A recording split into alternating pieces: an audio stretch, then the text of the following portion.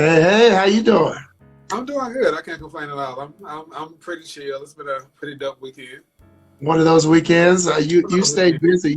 You had some nice things going on. Yes, I do. Yeah, I just started a new partnership, new position with Outpour Productions LGBTQ. Doing some reporting on hot topics and trends with them, so I'm really excited about that. All right, get it, Yeah. man. Tell us a little bit more about what you do because we want to start there and then we'll jump into the heavy stuff. So go ahead and tell us what you do, bro. Well, for me, I'm kind of like a walking media conglomerate. Of course, I have my own website, which is heymikeyatl.com, which is celebrity news, gossip, pop culture. I'm pretty much a walking pop culture encyclopedia. That's one thing I do. I'm the executive editor at Control Magazine, which makes me kind of like number two in the company. Working with Julian Lark. I have a radio show. It's called the Hey Mikey Show podcast, which is kind of Yes. hiatus right now, thanks to COVID, unfortunately. And then now recently I've become the VP of A&R at UD TV, a new Roku TV network that you guys will be getting familiar with. And lastly, what I just told you, I'm a reporter over at Outpour Productions. Yes. I'm sorry, I forgot. I'm a freelance writer at the Atlanta Voice as well. Love that, man. You are all on it, and I appreciate your journey and your hustle and your drive. Like, it's so amazing to see you doing all these things. People who balance a lot of stuff, honestly, I always give my hat off to because I understand the journey of that. What do you Thank you. feel like is your biggest passion right now, though? Oh, my biggest passion is definitely my advocacy for body positivity and Black trans lives that matter. I feel like both issues are something that don't get enough. How can I say? I'm trying to use a better word. I don't want to say clout. I'm gonna say they don't get enough attention. They really don't get enough Yeah. attention when it comes to body positivity. I know a lot of times we swing it from a female perspective, but men have body image issues too, and Oh, somebody yes. to advocate for them.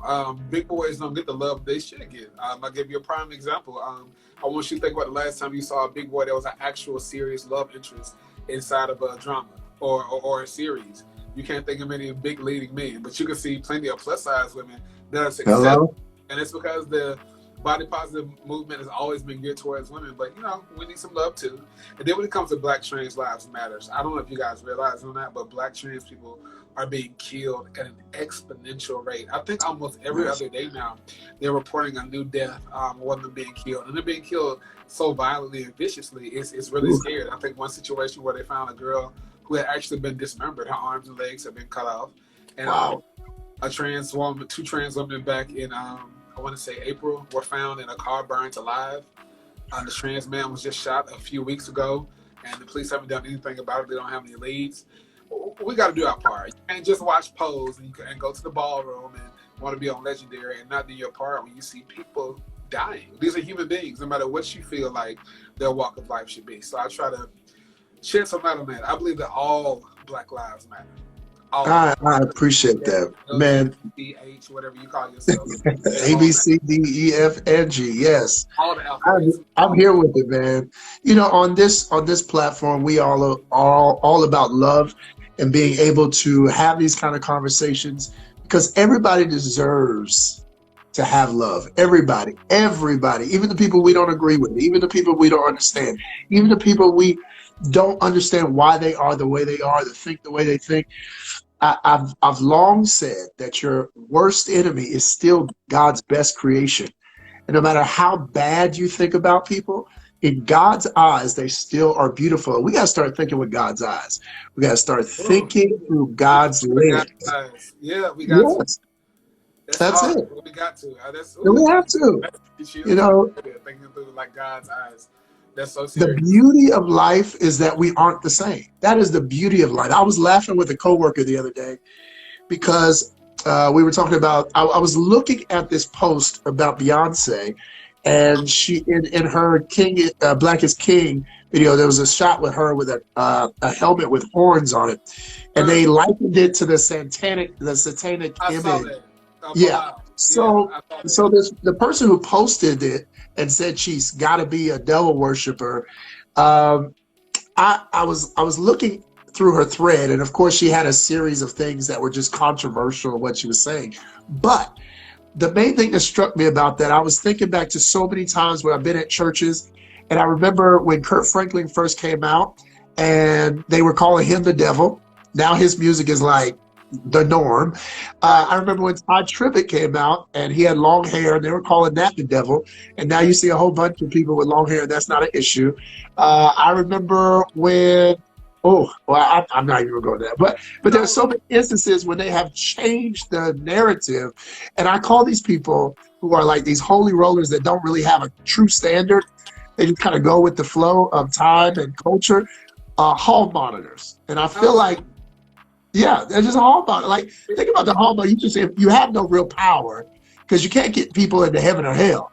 But right. you are the hall monitor, like that kid in high school or in middle school who was trying to direct people and say, hey, you gotta get back to class. Well, what could you do?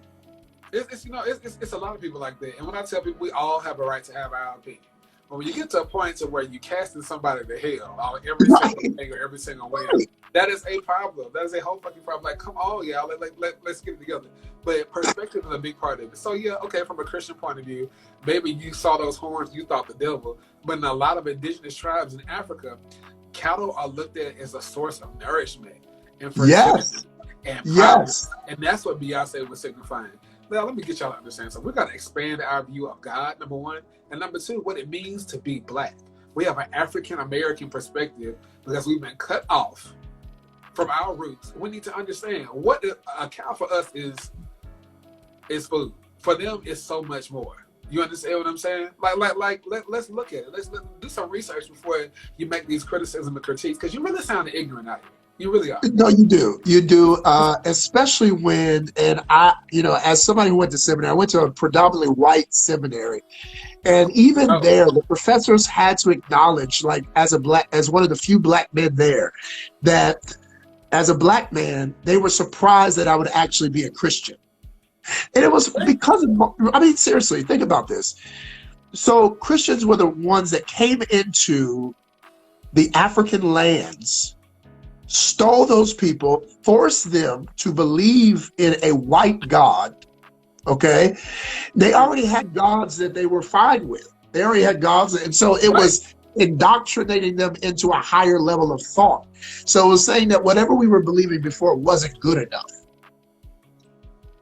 You know, Like God can't have multiple expressions. I agree. Like And that's God what I can't tell come in people. a bush, and God can't come in Jesus form, and God can't come in a donkey talking. Like, all these are biblical examples of God, and yet they're saying it only can come in one form. Well, And so they were surprised that as a black man who still was seeing images of a white God, of a white Jesus, that didn't make sense. They were surprised that we didn't have more of a revolt against the way that modern Christianity was representing God and the way it was treating black people. you know what? When I come to that, I always tell people, if you're looking for God, He's never far. God is all. You can find God God in is all. your eyes. You can find Him in your grandmother's hair. You can find Him in the wind blowing in the tree. God is. Expand your view of God. Whatever you say that God can't do, you're trying to put a man-made situation on God. God is not man-made. He's not a man that He should lie. He is not a man that you're going to hold Him to any standard. Whatever He says goes. If That's you it. decide tomorrow, I want it to be And this guess way, what? And the you beauty of that, expand your view of God. Expand yes, your view of God. You have to. And some people say, well, if you're talking about expanding your view of God, you're trying to say that He's changed. We got to have this modern tech. That's not a modern tech. God's the same He was yesterday, today, and forever. God is love. God God said, is you know love. what? I want you to be a good person so you can come to me. I want you to live your life to the best of your ability. But above all else, have a relationship with me. Find the best way possible you can get close to me so I can have you. That is what God is. God is togetherness. God is closeness. God is understanding. God is wisdom. God is omnipresence. And people, we got to get out of our minds with that. I think for us, I feel like it's the equivalent of an ant trying to understand the human brain. Us trying to understand God's brain. You won't. You won't. You cannot pour 10 gallons into a millimeter cup. You can't do it. You can't. I agree. And You a lot of us struggle with that because we have these absolutes and these final thoughts and this has to be the truth and this is it and that's all it can be. Um, but I want people to remember this, and this is how simple I try to break this down. That if God can go from an Old Testament thought to a New Testament thought, God can change God's mind. If God can go because he from a is thought changed. that is all about law to it is all about love, then God can change the script. No, I And agree with and you. that's what we got to understand. Like, we got to walk in that reality that we don't know. We don't know. Hey, look, it might be a New Testament that we walk into, and we got to walk in that favor and in that grace and in that love. The point here, and the reason why I took that detour into Beyonce and all that stuff, is because it's so important for us when we talk about these things about transgender lives and about understanding the body positivity. We got to understand that most of the things that we believe aren't really scriptural. They're like, there's nothing in the Bible really about transgender. Like, so the things that we believe are really more cultural. They're And we got to perishable. understand They're that we seasonal. are culturally appropriating things Yeah. on doctrine, on Right. scripture that doesn't necessarily have any word about it. And that's okay. Like, we got to understand that that's what we're doing. At least be honest that that's what's happening, and that when culture changes, just like it has with the African American, the Presbyterian Church, the Methodist Church, that has changed its language about homosexuality, being able to have gay bishops and things of that nature, and those who are preaching in their churches opening in that up because they've acknowledged that culturally it's changed, but also they understood that the only reason they were doing it was because it just didn't fit what culturally we were accepting. I agree. And to your point about body positivity, like many moons ago, being bigger actually was a Rubenes, as sign they of like to call it, wealth. Rubenes. It was nobility. It Right. was, you had wealth. If you could actually eat enough to be big, that meant Yes. you actually had money. So it was That's what actually exactly it is. positive to be bigger. You know So what it goes. just You know what it because we goes down changed to. culture, we got some Gold's gyms and some LA Fitnesses and all that stuff. That doesn't mean that things have changed to where that's now become a negative body image. But on a grand scale, it kind of has. And what people say is, "Oh, you're a guy. It's not this serious. You know, you'll be fine. You guys don't really care about their weight. You know." But the reality of the matter is, guys do care about their weight, and people make fun of big guys. They really do. Oh, They yeah, make fun of, absolutely. it's a serious issue. And I've talked to so many guys who will not ever say out loud that, "Hey, yeah, I have body image issues," and it hurts my feelings when people say certain things. Or when I look in magazines and I see these guys with these arms, these chests, and these abs, it doesn't make me feel a certain type of way. They won't ever say it out loud because they'd be ostracized otherwise. Men just have to get over it. We're not allowed to feel. We're not allowed to cry. We're not Yeah, allowed to say, that's not okay. We're just supposed to take it in stride and go about our business. Hell to the hell, hell to the fuck. No, no. If it's a problem with something, you need to speak up about it. I am so very tired of people being judged by their outer appearance. When it comes to opportunities, when it comes to roles, when it comes to success, they will mm, find somebody who looks a certain way but has no talent whatsoever and push him through a door on the throne, as opposed to somebody who is talented, who can do the work, get it across, yes, but you don't necessarily like the way he looks. He don't fit the form. He don't fit the traditional sex appeal situation. We need to I rethink, agree. and we have to do something about it. People say, "Well, what can we do about it?" Nothing changes. No, things do change. The world don't change. People change. That's a quote. Absolutely. At least a pose. Yeah, get into it. That is the truth, though. We change it, and We do we do change it. that by opening up our hearts and understanding more that everybody has a space to be considered worthy. I love the support that Jill Scott got on the back end of those backhanded comments by the athlete. The truth is that for many people who are in a space where they feel not sexy enough, because here's the truth: there are some people who are bodybuilders and all these things, and they can leave the gym for, let's say they get in an accident and they lose some weight, they lose some of their gains, they can Right. immediately feel like the person who they put down just a month prior. Hello, COVID-19. Look what that happened. The gym shut down. Yeah, a The lot of gym people didn't know shut what to do. down. A lot of people didn't The know gym what to shut do down. with that. You seeing people gaining weight now? They lose the gains and stuff like that. But you know what? Maybe this will help them develop another muscle. How about a little personality? How about a little thoughts? How about we working on our inside now? I said, because you can have the most glamorous, beautiful body ever, but when you don't have a personality, you might as well be plain paper I can throw away. Right. Like that does nothing for me. And I always tell people, I said, whenever I've been attracted to somebody, okay, maybe how they looked might have pulled me, But if you can't carry on a conversation, if you don't have a thought, if you have no personality, if everything is, what's up, man? How was your day? Cool. Oh, what you doing right now? Nothing. Okay, well, I'm gonna talk to you later because I don't need that. Right. This So ain't let's Twilight. You let's got Bella Swan. let's talk a little bit though. Let's dive in a little bit. Let's go a little deeper. So, I've had my own issues with weight and with how I looked and how I felt. I've had those battles, and getting to a place of self-love is not an easy journey when you are battling things that you can look in the mirror and see every day. It can be Yeah. you can hide and mask a lot of things that are happening internally. But when you have things that are happening physically, the person who has a lot of acne, the person who has receding hairline, the person who is dealing with weight, these are things that you can't hide, the person who Right. has scars. How have you, as a person who's gotten to a greater level of more body positivity, how have you been able to get to this place of increasing that level of self-love? The way I've been able to get to that place, and I'm gonna just let y'all know, first of all, I'm not there yet. Mm, 100%. I would at least say I'm probably a good 70, 75% of the way. Is I had to figure out a way to accept myself mm, and say, no matter what happens, no matter what I do, I'm Mike. This is the only body I'm gonna ever have. And if I don't love it and if I don't take care of it, nobody else is. Whether the world hates me or not, it's my earth suit, as I like to call it. And I've got to do the maintenance and stuff on it. So what I had to start doing is, first off, I had to control what I see in my mind, protect my peace.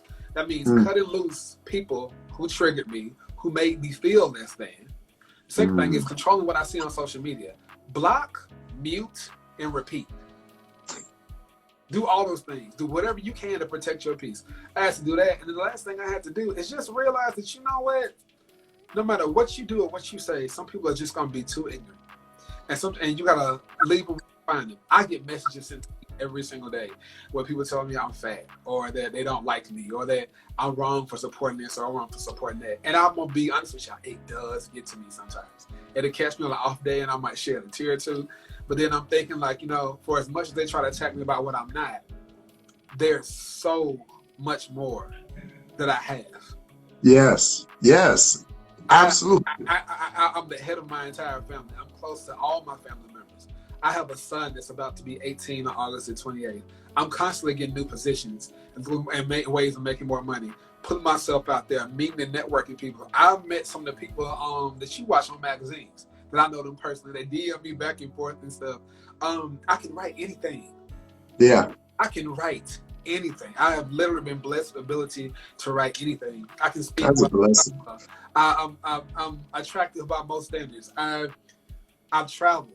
Come on, bro. I've experienced multiple lifetimes just in one. And, I always tell people, I say, I ain't always been clean cut, Mikey, as you see advocating. Once upon a time, and I'm not proud of saying this, I was a boy working the block. What you need, I had it for you. Hey, Well, come on. I was that boy. Yeah, I was stunned.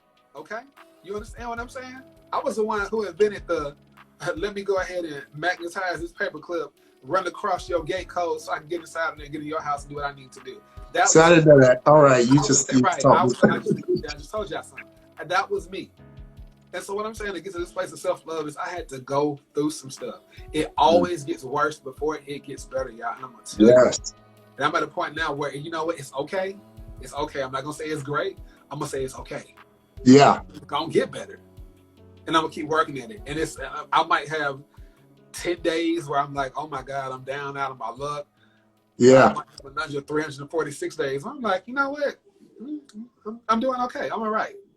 Stop thinking that happiness means that you're going to be happy every single day, all day. Happiness is a relative feeling, and it comes from within.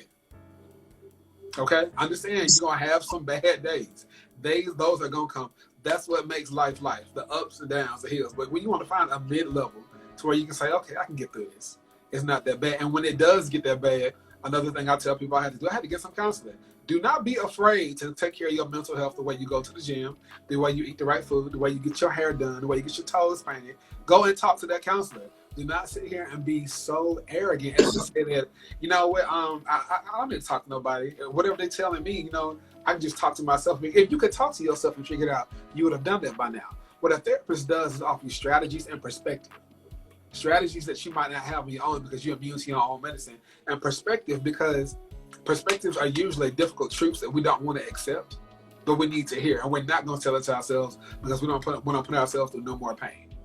Yes. Those are things that I did. Love myself more, agree to take care of myself, accept myself as I am, and got some therapy.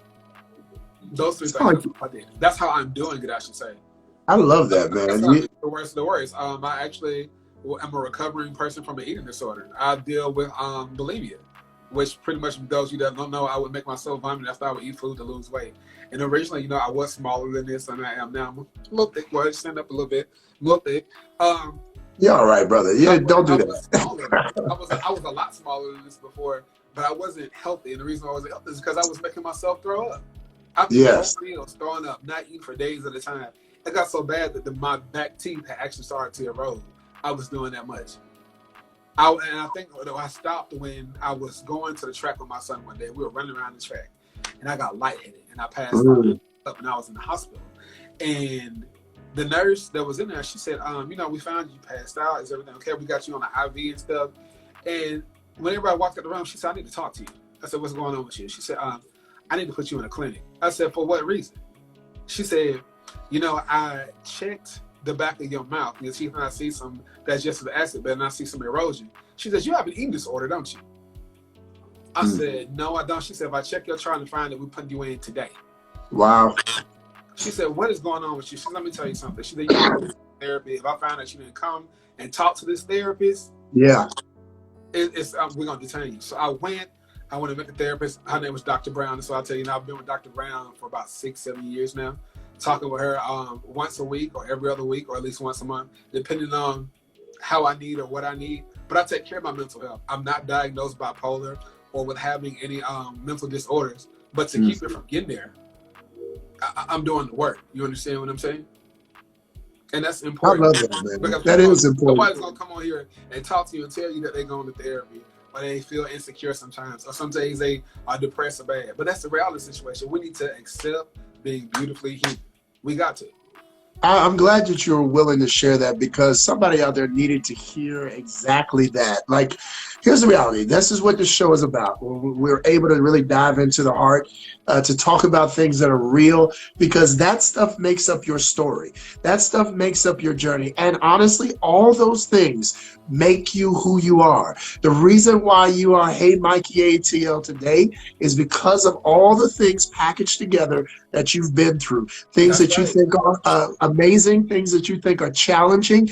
All those things actually pull together to make you you. And if anything was left out, you would not be the necessary part of you. Like, I have a friend that doesn't like eggs, but I tell him, look, you're going to have some eggs if you want to bake any cake. Like, there are some things that you got to realize that you need, that you may not like, that are going to be essential to make the thing that you want to make happen in who you want to become tomorrow. So I am so glad that you have realized that. You know, I want to take some time with you today, because you got a chance to look at the book, Successful Love. You got a chance to dive in. You actually were on the virtual book release. Thank you again for that.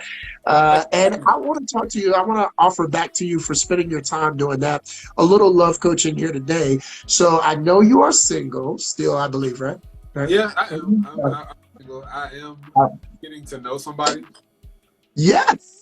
I'm good to know So somebody. in that newness, in that space, because I know we talked recently, in that newness, what are some things that you would need some help on, or that you could ask me today to make sure that we leave you off of this better than you came in? I guess for me, it's the space of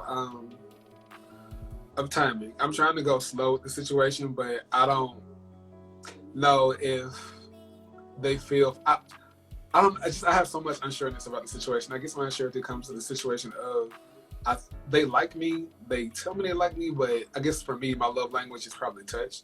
And so because they're not as affectionate as I want them to, I don't know that per se. And then at the same time, they have a way of how they like to do everything. You understand what I'm saying? And so for me, I'm a bit more flexible. You know, I don't have to have a car to go somewhere. I can get on Lyft or Uber or something like that. I don't have to have certain things, but I feel like they do. And it's just, I don't know. It's just, it's like I want this to work.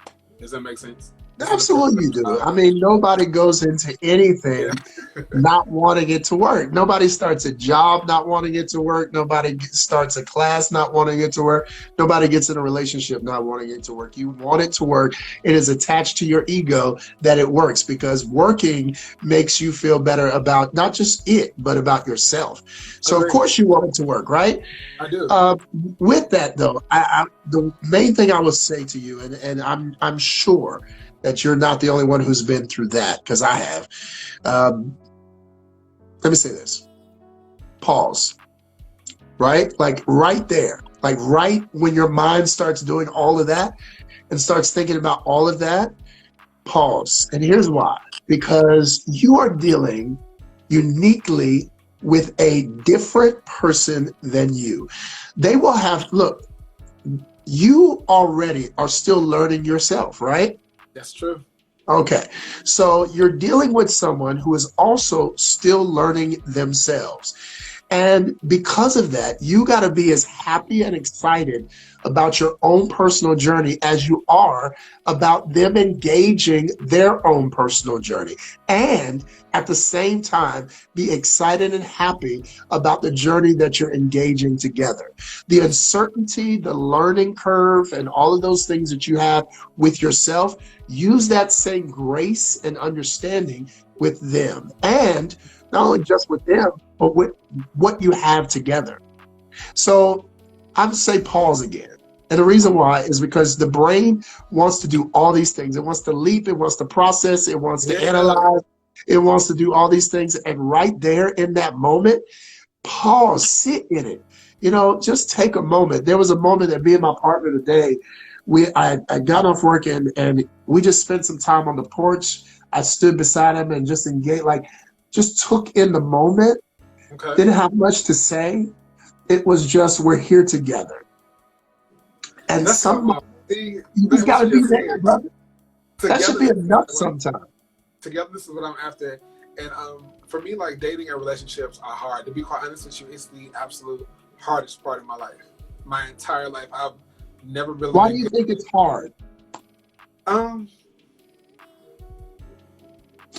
I don't know. It's just it's always something. Things will be going so great, and all of a sudden they just fall apart. Or Yeah, for me, most times, to be honest with you, I usually don't get past second dates. Like usually.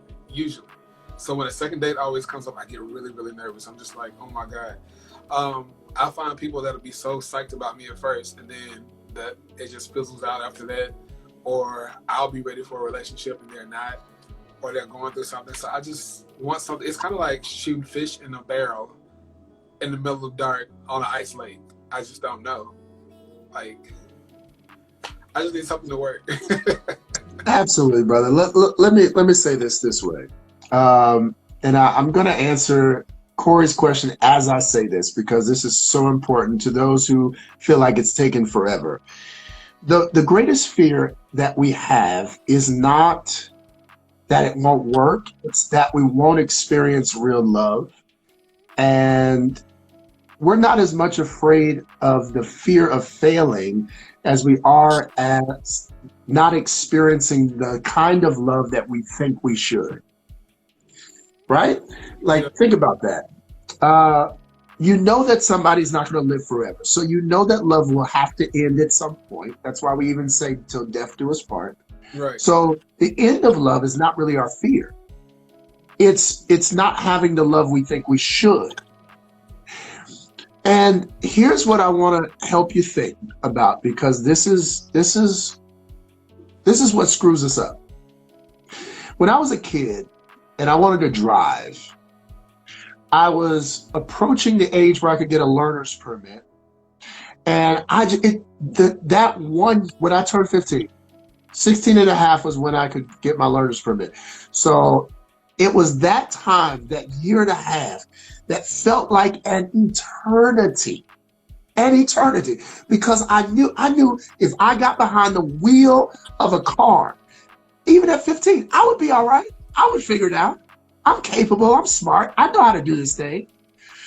But the law said that I needed to wait another year and a half before I could even step behind to get my learner's permit, to be able to operate with somebody who was better than me to be there and guide me. Right. It felt like forever, but it was only a year and a half. It felt like forever, but it was only a year and a half. It felt like forever, but it was only a year and a half. I keep repeating that because I wanted to sink in that time is truly relative. Because now driving is like, oh, I got to drive today. But Right. then it was like important. It was needed. I was feeling it. It was a burden. I was like, I want to drive so bad. Why can't I drive? And many of us are like that with love and relationships. Yeah. You got this thing that once you get in it, you're so anxious to be in this thing. But once you get in it, you're going to be like, another year with Bay, another year with Bay. And so wouldn't you rather take away the anxiety in the beginning and just be like, when I turn the appropriate age, when the appropriate time comes, I will be ready for the moment that will be necessary for me to engage in what I want. Because I know it's coming, because I know 16 and a half is coming, God willing, I know it's coming. So my anxiety is not helping it. In fact, this is what I said to a client the other day. Me creating the thought, me focusing on what I don't have is actually attracting more of the negativity about the thing I want than attracting the positivity toward the thing I want. Okay. I am putting in my present, I can't have it yet because it's not there. So I'm not helping it attract to me. I'm hindering it attract to me because now I'm putting negative energy towards it. Instead of doing this, because I want to make it practical, instead of doing this, I believe that I am a good person who deserves love. I want everybody just to remember this, okay? This is what I want you to say to yourself. I am a good person who deserves love. Okay. I know logically, because I've seen other people find love, that love is out there. Right. I know that because I'm a good person and I am loving, that I attract love. So logically, love will be attracted to me. The right kind of love, but I also understand that things happen in seasons. I also understand there's a winter, fall, spring, and summer. I also understand that there's a time when things are planted and there's a time when things are reaped. And I understand I could be in a season that is requiring me to sow some things now to prepare for harvest later. And so I won't get negative about the season of sowing. Sowing self-love, sowing preparedness for a relationship, changing my mentality, preparing for commitment, because I want to be as ready as I can to reap the love that I deserve, not just the love that I have to settle for. Because see, there's a harvest that's great and there's a harvest that's small. The harvest that's small is the one you settle for. It's the one that you didn't put that much into, and so you're not getting that much out of. And then there's the harvest that you sowed heavy. And so you're going to reap heavy because you did so much work on the front end. I understand. I think for me, this is the part where like I always get like anxious. Like it's new, you know what I mean? And I'm just consciously trying to make sure I'm not saying or doing the wrong thing to run this person off, while at the same time wondering, does this person feel for me what I feel for them? And I feel like I'm falling, but I need you to fall too. And I can't tell if you falling or not. You know Nobody fall. Don't let anybody fall. And I understand the language you're using. And it's why I work so adamantly to change that narrative, because there is no falling. This is a journey. We're walking. We are walking together. There is no falling in love. There is walking in love. This is a journey. And so, see, falling implies that I have lost the ability to control myself, because when you're falling, you have no control. In walking, you can still control your emotions. You can still control how you're engaging one another. There's the ability to have honest conversations, open dialogue. But when you're falling, you're only concerned, guess what, about yourself. Yeah. Right? If you're falling, you're not concerned that somebody else falling. You are falling and trying to catch yourself. A relationship is a journey because you can look over and say, "Hey, you okay? Yeah. Are you good?" Right? Yeah. So that the word that is always used right there is anxiety, because you're nervous that it might not work out. And guess what? That is not the issue. You know, I think what screws us up are marriage vows. Because we got these deep marriage vows that be like, till death do us part. But here's what our marriage vows should really sound like. I'm in a space where I am creating self-love, and I love myself, and I am learning to love myself even more. I found you, somebody who is also loving themselves and learning to love themselves even more. And what I'm excited about is helping you as you help me learn to love each other together. And we will keep choosing every day to do that. We will choose it every day. Even though we may have arguments and issues and problems, we will choose each day to love one another. And guess what? If something happens and we decide this is no longer what we need or want, our love is big enough to handle and hold that. That takes away the fear of it ending, because you can't live your whole life thinking about death. Can't live your whole life thinking about the end. You can't think about your relationship and how it could fail. You have to think about this moment. And this moment we share. And this moment we're deciding to love one another. And this moment we're deciding to be there. And this moment you decided to call me. And this moment you decided to go out and hang out with me. And this moment you decided to text me and say, I hope you're doing okay.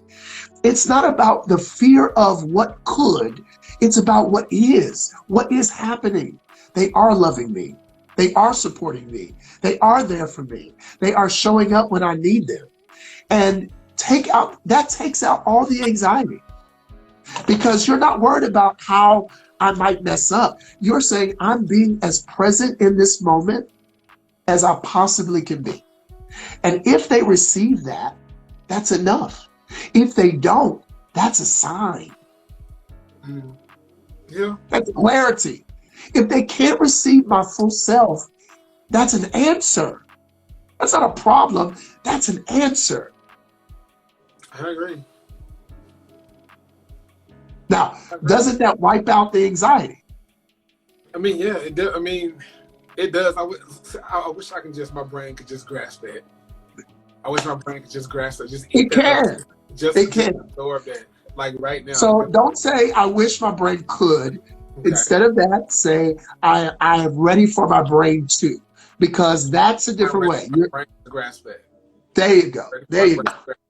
Because all right. I would very much like to be free of this angst and anxiety that comes with the process. Because like I always tell people, I said, I hate the process. I really hate the process. Like, can it just happen? Can we just go? But I know you have to go through the process to get to that point, It's just so much angst with it. Everything is the process, brother. So that's the shift. Sometimes I watch people and I see they meet and it just go. And I was like, I want to be one of those people where it just goes, It is going. You just told me you met someone, that's going. You talk, that's going. Yep. You're sharing time, that's going. Yep. So you are literally degrading the journey by focusing on where it isn't yet.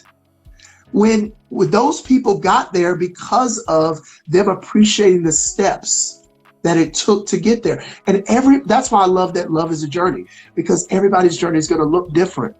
You can't judge another person's relationship. You can't judge how they got there. There's no book that I could write on love that is a one size fits all, other than helping you change your mind about yourself and how you see your partner.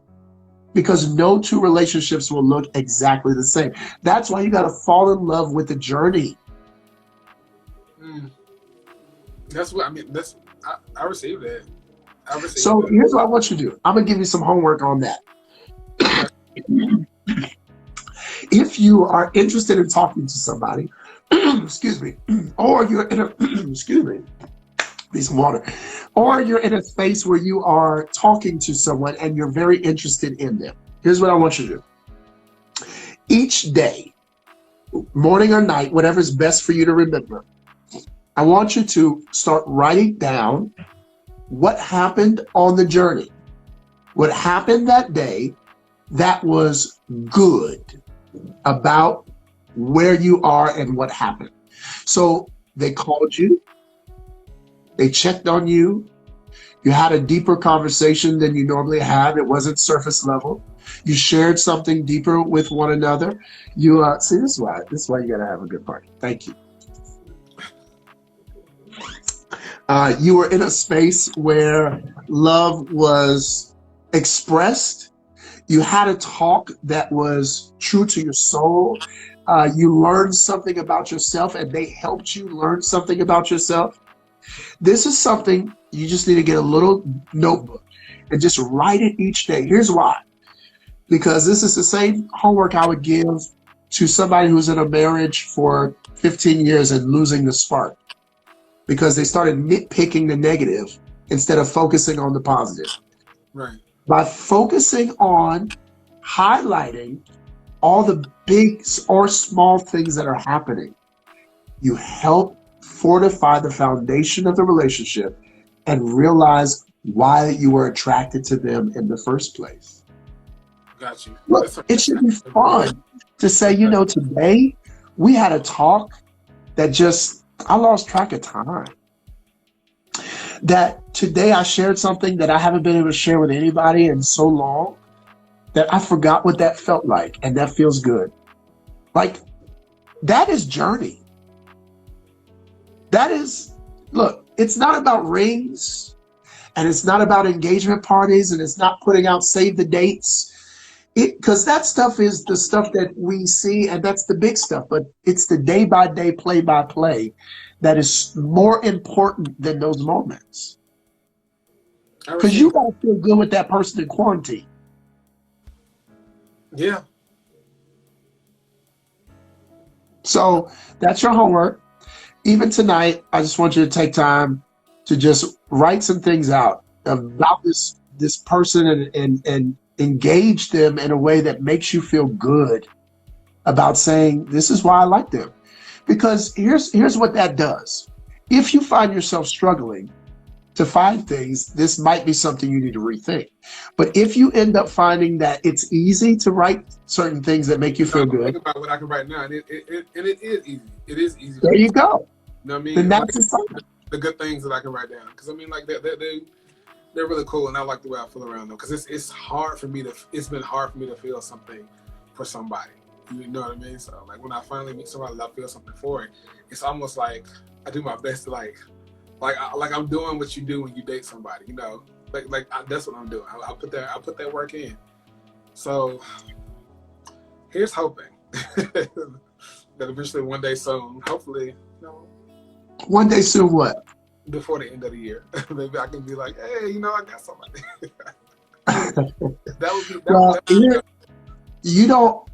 Here's what I want you to realize.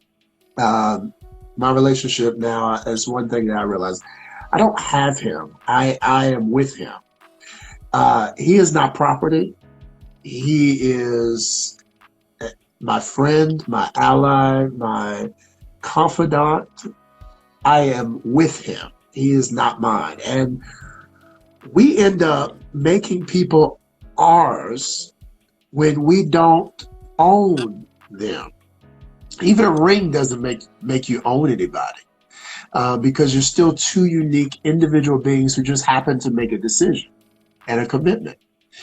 So, brother, I am big on language. I was an English major, so I'm big on what I say and how I say it. And this is why I challenge my clients to do the same thing. So it's not him. You are with him. You are already with him.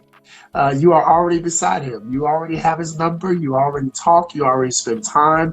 These are not things to downplay. These are things to celebrate. These are things to acknowledge. These are things to put on a pedestal. These are things to crown. These are things to clap over. That I am in a space. I am a person. Look at it this way, because this is all mind change. See, I do mind shifting with relationships and love. I am fortunate. I, Mikey, am fortunate enough to have found enough self love in myself that I have attracted someone who sees love in me. And even though it's fledgling, even though it's the beginning, even though I don't know where it's going or how it's going to all play out, I am grateful that at least I found this place on the journey, because this place feels good. The fact that I have attracted some sort of love, some form of love, and that I see I am able, God, here, I like this. God has allowed me to have someone in my life who shows me that I'm worthy of love. Look, just that alone, I have someone in my life that is willing to show me, willing to love me through God's eyes in this moment, enough to invest in time with me, energy with me. They don't touch me the way I want to be touched all the time, but I don't always know what I need. And though I've read this book about 5 love languages and I think I need this particular thing, the truth is I may just need the affirmation that I am enough. And their time may give that. If I really think about this, I actually may just need to know that somebody's willing to invest in me. That what you just said, to know that I'm enough, and to know that I'm worth somebody investing in me. Now think about this. Earlier you're talking about I need more touch from him. And now you're saying I acknowledge that just the affirmation that I am enough actually fills in something that's bigger than being touched. Look, this is why a lot of people go out and have a lot of sex and need to be affirmed and need to be hugged and need to be validated, because their mind is on, hey, I think I need to be touched to feel important. When really, I just need to sit with somebody and know that they don't want to go anywhere. Ooh.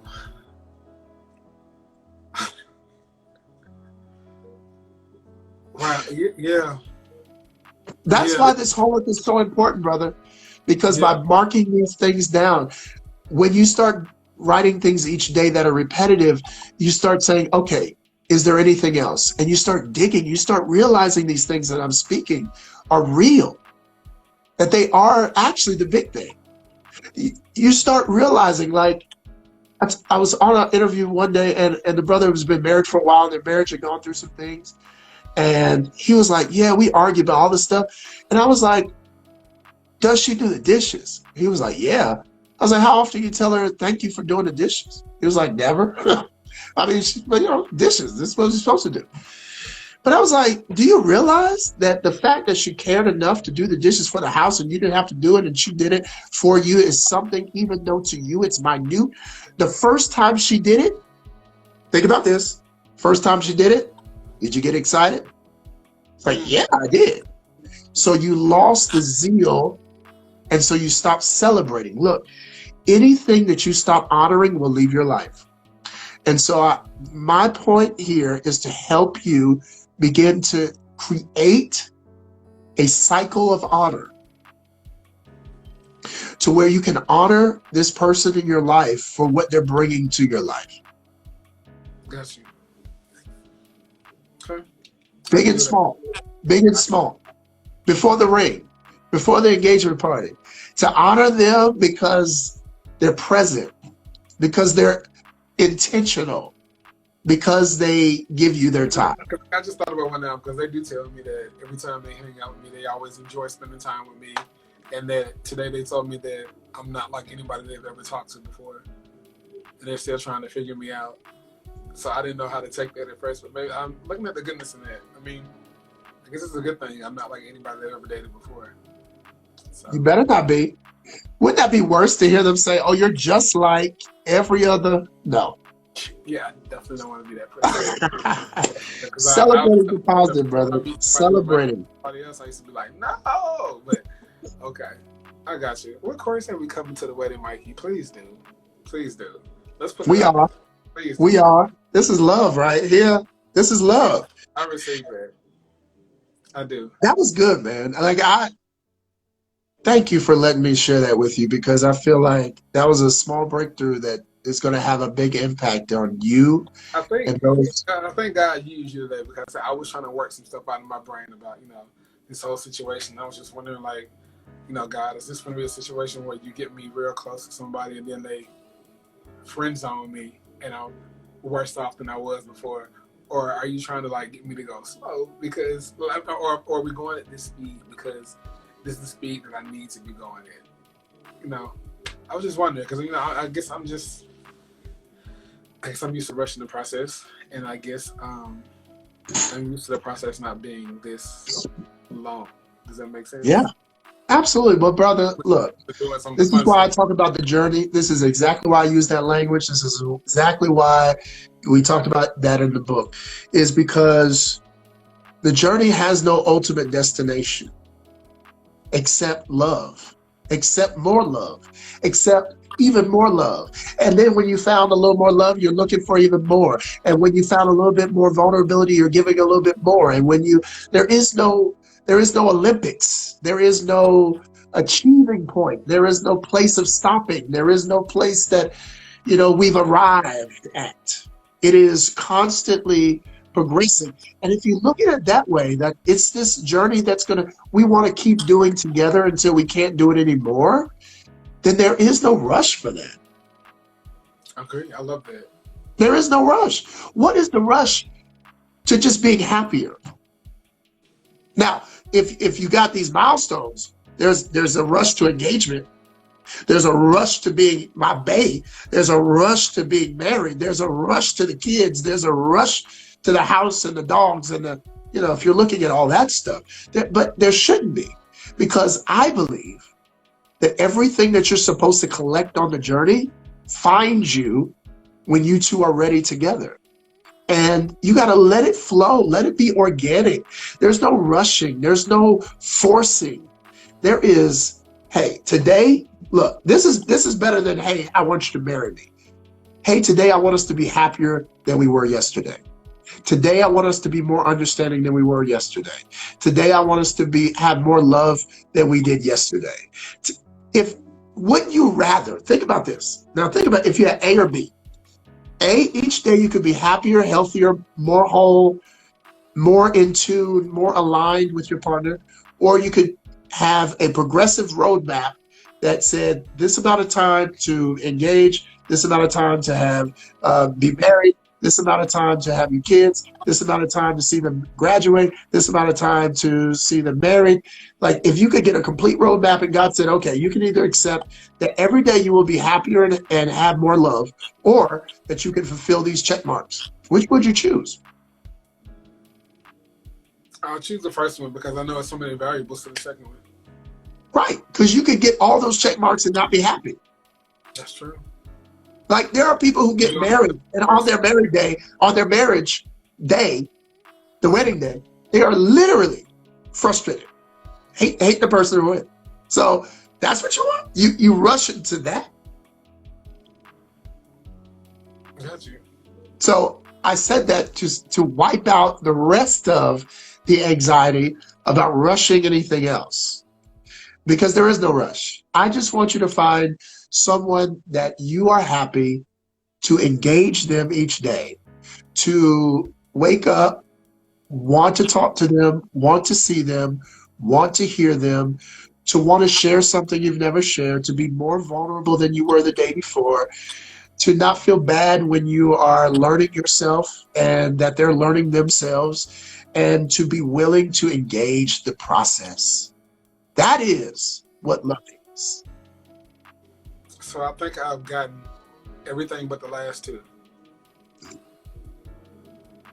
Yeah. Everything but the And it's last. It's a journey towards that, brother. Yeah, Look, I don't make it hard because this thing isn't hard. What's hard is when we make it hard. What's hard is when we can't just say, hey, I know what my mama did and I know what my granddaddy did and I know what I saw my friend do in their relationships. None of that matters because I want to be happy. And I'd rather go super slow and figure this thing out with you day by day than to rush it and have an accident because we went too fast. I agree. I agree. I feel more ease when I drive slower. You know, like if I'm dodging cars by going super fast, like there's a lot of stress that builds up, and that speed can hurt you in the end. So, brother, I'm here with you. All right. All right. I How you appreciate you, feeling? man. How you feeling? You know, I like to debrief at the end. I So, how you feel doing? I feel less anxious. I feel a bit more decompressed. And I'm thinking of the positive stuff. I'm definitely thinking of the positive stuff. I know me, you saying some negative stuff tried to pop up, but I was like, no, just think about the positive stuff because a lot of the stuff you said is absolutely true. So, yeah.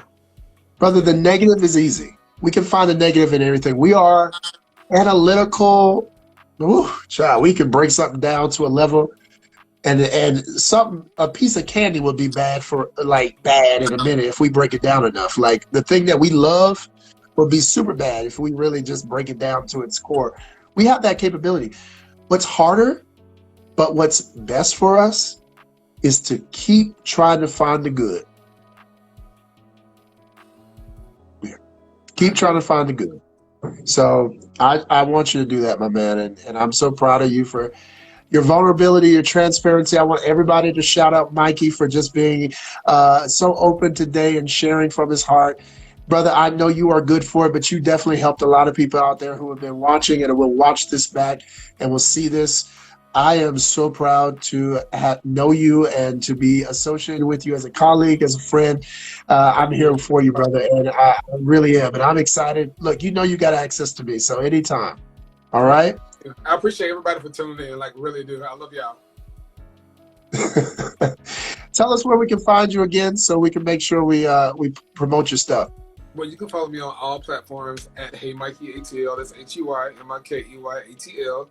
And yeah, you can see everything from there. And check out my website, HeyMikeyATL.com. I blog every single day. It's updated every single day with something. All right, y'all. I'm trying to be bigger than the shade room, so support me. You deserve it, man. You keep your ear to the street for sure. I wake up and I'm like, how do you find this all out so early? I just say I'll just follow Mike and he'll tell me. Absolutely, hello. That's it. You know I got access to the source. Awesome. Everybody who followed this and saw Mikey's journey, I do private one-on-one love coaching. So check me out, ByronJamal.com. Hit me up, free 15-minute consultation, love coaching, and we'll talk more. Look, Mikey, thank you for joining the heart today. You are a true man. I appreciate you, brother, and who you are and what you represent. Keep doing it and stay strong. I'm believing in your relationship, and you deserve the love that you seek, my man. Hey, man, thank you. I received that. Have a good Absolutely. one, man. You too. Good Be night, blessed. everybody. Good night, everybody, and thank you for watching. Y'all be blessed as well. Take care.